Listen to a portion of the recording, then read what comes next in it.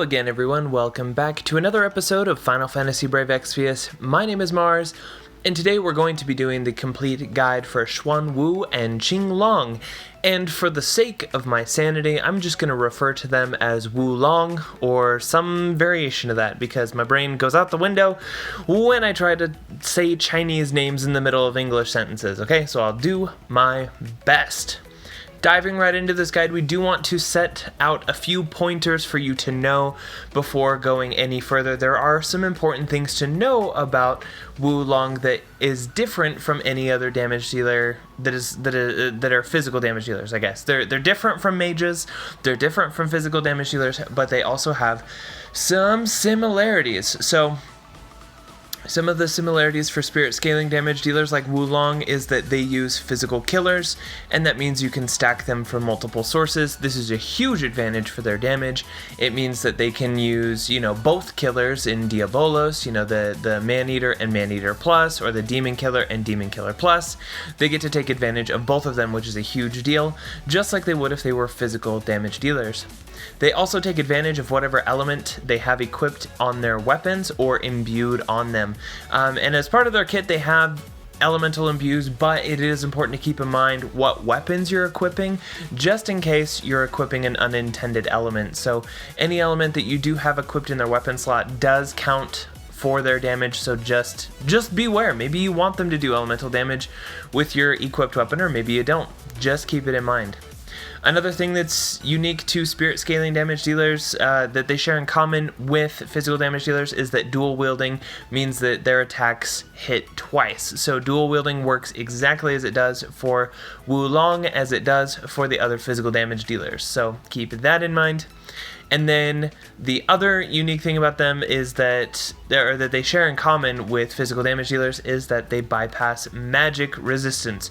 So even though their damage is magic damage, it is physical attacks, and it goes right past magic resistance, which is awesome unless you're trying to do Blood Moon. Okay, that's basically what this means, is that they can do any trial out there except for Blood Moon and Scorn of the Blood Moon, which is unfortunate if you wanted someone like them to beat it, but they can't actually hurt it. So keep that in mind. There are a few things that are unique to spirit scaling damage dealers that is different from physical damage dealers. One of the most important ones is that when calculating for damage, the damage calculation uses their total spirit stat. If you compare this to a physical damage dealers use their base attack plus one weapon for one attack, and then they use their base attack plus the other weapon to calculate each of their hits. So they actually have less effective attack than it looks like on their stat. So if you have a physical damage dealer that is dual wielding, and they're dual wielding with two weapons that each have 150 attack, and their total attack is 3,150, each of their effective attacks are at 3,000 damage because you don't get the attack of both weapons. This is not the case with WuLong. WuLong uses their total spirit for all of their attacks, which is an advantage. So even if their spirit stat looks lower, it is effectively higher than it would be if they were a physical damage dealer. So if you see 2,500 spirit, it's actually more like 2,700 spirit, a little bit closer to that instead. One of the things that's important to keep in mind is that physical resistance works against WuLong, so Blood Moon, like I said, you just got to keep that in mind. But that does not necessarily mean that units that are, there's a distinction to be made between being resistant to damage and just having very high defense. If a target has actual physical resistance, the buff or the passive, then it will resist or negate WuLong's damage. But if they have very high defense, that doesn't matter, because the last point is that WuLong's damage scales against spirit, meaning they use their own spirit, and the defensive stat of their target that is used to calculate how much damage you do is the enemy spirit. So this is very handy for fights where magic damage may be negated or may not be as useful, and you want somebody who can get past that and take advantage of a low enemy spirit. So as an example, these are important things just to keep in mind if you're a WuLong owner. Take advantage of them. It's a huge part of what makes them super, super good. Now we're going to look real quick at their rotation. I've built this into a standard rotation. This leaves out WuLong's most powerful ability, which is the Palm Strike Magnus ability. You can feather that in anywhere in your rotation. If you want extra damage for a turn, put it anywhere in this rotation and replace the standard attack for that turn. I didn't include it in this rotation because it's not repeatable. It's not super easy to repeat anyways, because once you use those Magnus abilities, they're gone. And you may not necessarily want to use them on turn 2, turn 3, turn 4. You might want to use them on turn 7, turn 8, turn 9, depending on if you're trying to push a threshold or try to push something else. So just know that this is going to be your standard rotation. But if you have any times where you want a little extra oomph or you want to try and push something or do some extra damage, that's when you want to go ahead and use those Magnus abilities instead. My only pointer would be to just make sure that you are imbued with the element that you intend to be imbued with and your opponent is imperiled as well to take advantage of that stronger damage. So with that out of the way, this is a kind of standard rotation that you can almost perfectly repeat, and I'll get into kind of a couple of the details to make it more repeatable. Turn 1, you're going to use Dragon Style. It's a cooldown. It gives you a huge buff. It gets you ready for battle. And it gives you triple cast. So you're going to be using this every 5 turns. That's when this is available. So every 5 turns, pop Dragon Style. And the spirit buff is huge. It's 250%, so you absolutely want that for WuLong. The second ability that you use is up to you, whether it's Inferno or Whirlwind. It depends on which element you would like. There are 2 other elemental abilities that you could choose from with WuLong, but neither of them imbue them, so you're not going to end up using it very much. So Inferno or Whirlwind give you wind or fire damage, respectively. So imbue yourself on turn 1 after using Dragon Style. Now turn 2, things get a little bit more interesting because the first ability we're going to use is Enhanced Chi. This gives us a strong modifier boost to many of your skills, most important of which are Enhanced Chi itself, but most importantly, Debilitating Acupoint. And this is all the setup that WuLong needs, is to get Enhanced Chi out there after doing your Dragon Style cooldown.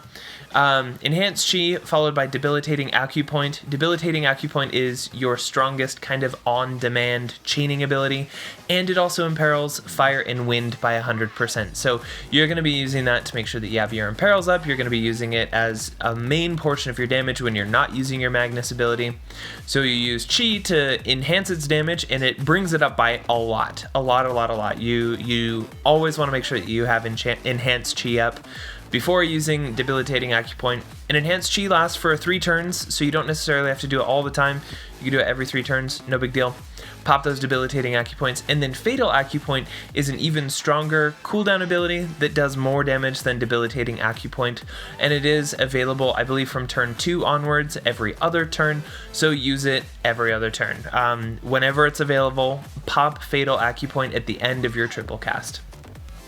Now in this rotation on turn 3, I recommend doing 3 Debilitating Acupoints because you have Enhanced Chi activated from the previous turn, so you don't need to buff anymore. You're just triple casting big damage, and that's what we like. That's what it's all about. Turn 4, you do basically the same thing because once again you still have Enhanced Chi buffing your Debilitating Acupoints, only this time instead of casting it 3 times, you cast it twice, and for the third cast you use Fatal Acupoint. So that's going to be your first 4 turns. In many cases, whatever you're attacking is probably already dead, but if they're not, we're going to talk about how you can loop this rotation around and start it all over again.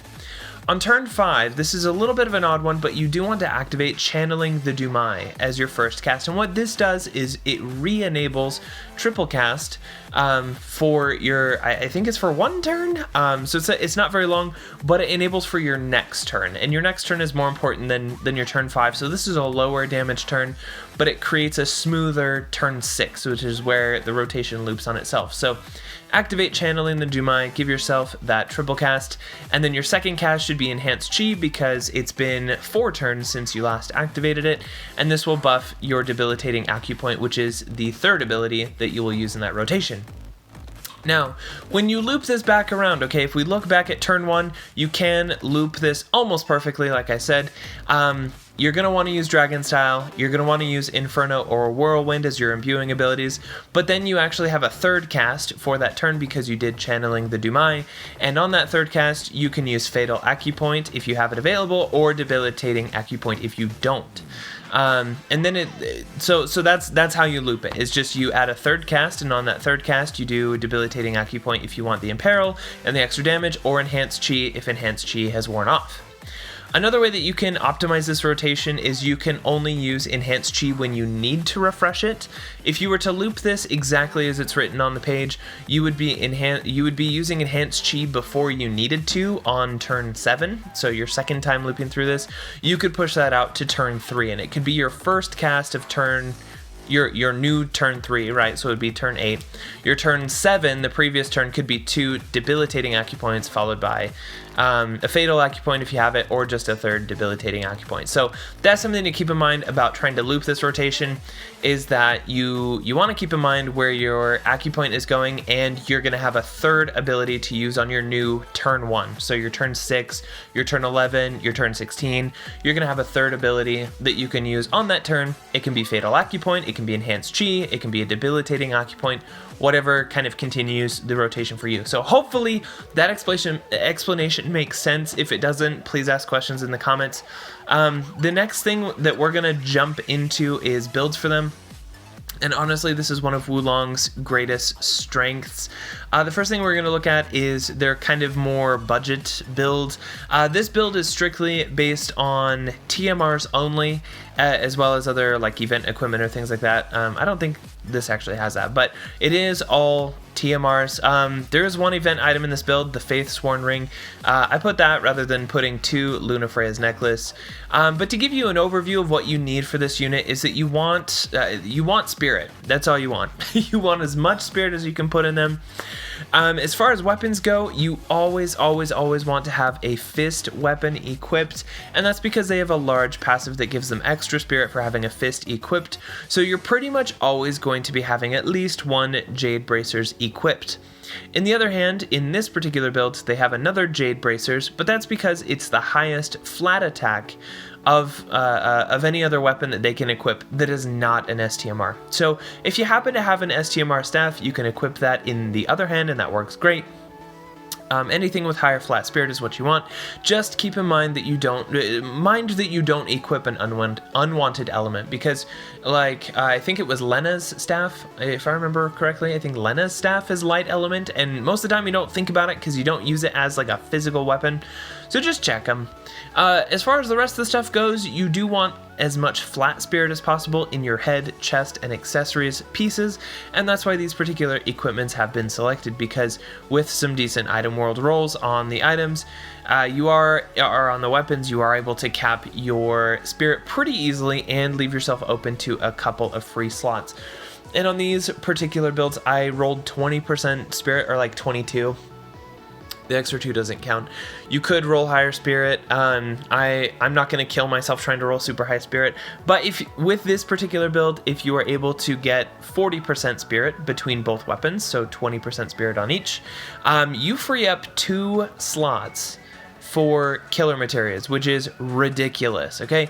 There's not many damage dealers out there who can be this tanky and also have 2 free slots for killer materials. And that's a lot of what makes WuLong so powerful, is that they're super tanky because you build for spirit damage. They already have a ton of HP. They have a lot of defense, you know, compared to their spirit, of course, it's not very much, but it's plenty of defense. And they have 2 free killer slots, so most of the time you're going to be running 200 or 300% killers. So this is where you want to use like Maneater and Maneater Plus, and then use Diabolos, and then bada bing bada boom, you're at 200% demon killer without anything else, I think, right? Did I math that right? No, I didn't. That's like 250% demon killer just with those 2 materia slots and Diabolos. So it's crazy. And the fact that you can get 2500 spirit on a non-STMR build is pretty insane. Another note about this build is that I included Shiva just as a placeholder Esper. Do not use Shiva. Shiva has no relevant killers, or killers at all, sorry. She has no killers, so don't use Shiva for anything. Use appropriate physical killers on your Espers. Now this second build is going to feature kind of the STMR end of things, and you'll notice that it's really only like 300 spirit higher than the previous one, which is insane. Most of the time when you look at an STMR build, you're looking at a much larger disparity between builds, but in this case, you get a lot closer. And this is an insane build. I don't expect most people to get it. Or most people, I expect like 0.00001% of people to ever get this. But it's the same concept of make sure you have a fist equipped, make sure you're activating their trust ability, and get as much flat spirit as possible. In this case, Aerith's Choker is an absolute ringer because it has a ton of flat spirit and it has a ton of spirit percentage on it. So if you have any of those, you want to throw those on WuLong. You could also do Rem's STMR, the Betrothal Ring. Like, there's a lot of options. Let the builder kind of do the work for you. Luckily, it builds these very quickly. So it's pretty easy to calculate because you're just building as much spirit as possible. With this particular build, you have 3 free materia slots for whatever the heck you want to put in there. It's going to be pretty rare to have 3 killers you could put in there, but if you had 3 killers for the appropriate type, you could absolutely put them in there. I am going to note this build uses Heavenly Presence, which is WuLong's STMR, and it is very good for WuLong themselves, as well as, I mean, if you wanted to do equip fists on a healer, you totally could, and then give them the bonus 80% spirit from that, but I don't know why you would. But I have to be honest, I'm not super impressed with Heavenly Presence, because the only fist that's better than their own for activating the fist passive that they have is Celestial Bandages, which is Baihu and Juchue's STMR. So good freaking luck if you don't have that, which most people won't. Just stick with their own TMR. You don't have to get this STMR. You can cap spirit super easily with 2 free slots, like, or even 1 free slot. If you don't have good item world rolls on your weapons, no big deal. Just slot another thing, slot 1 killer, no big deal. Do not feel like you have to get Heavenly Presence. Honestly, I think it's a nice luxury item, but with this build, using that many Aerith's Chokers, you're already overcapped on spirit by like 60%. And so that's why I'm not like super thrilled with our STMR. If I had it, cool, I would use it, but I would still have to equip a fist for that spirit passive, and that's where you need to use their own TMR or Baihu and Juchue's STMR, which like nobody has. Anyways, I feel like I've rambled a little bit about the builds, but hopefully that gives you an idea of what you should go for. At the end of the day, the best way to do it is to consult the builder, go ahead and plug in your equips if you haven't done that already, run it with maximum spirit damage. I select one of their abilities and have it build based on that. Azure Dragon Fatal Acupoint is what I picked for this one. And it is important to keep in mind that when you do run the builder for this, it will often slot materias that increase your stats from espers, such as Titus's STMR, or I can't remember the other one that you can get from a 4-star unit. Those are not materias you're typically going to want to equip on them because you only get a very tiny amount of spirit from it. And in exchange, you're trading away your killer slots. So you can kindly disregard those if you are building them in the builder. I think that just about covers it. That gives you an idea of WuLong's basic rotation. I know I only glanced on the Magnus ability, but like, dude, it's only got 3 uses, which means that in longer fights you're gonna have to use it wisely, and in shorter fights, whatever you hit with it is already dead. So that's why I didn't include it in the rotation, but hopefully that all makes sense. Let me know down in the comments below what you thought of this video. Did this help you understand how to better use WuLong? Would you like to see more content like this in the future? I do have some plans in mind for Emperor Fu. I've found out a lot of really amazing stuff about him. He's secretly overpowered, and he's who I'm going to be talking about next. It may take me a day or two because I have to do math for whatever reason. Freaking hate doing math, but anyways, anything for Emperor Fu, anything for you guys. Thanks everybody for watching, and I'll see you in the next video.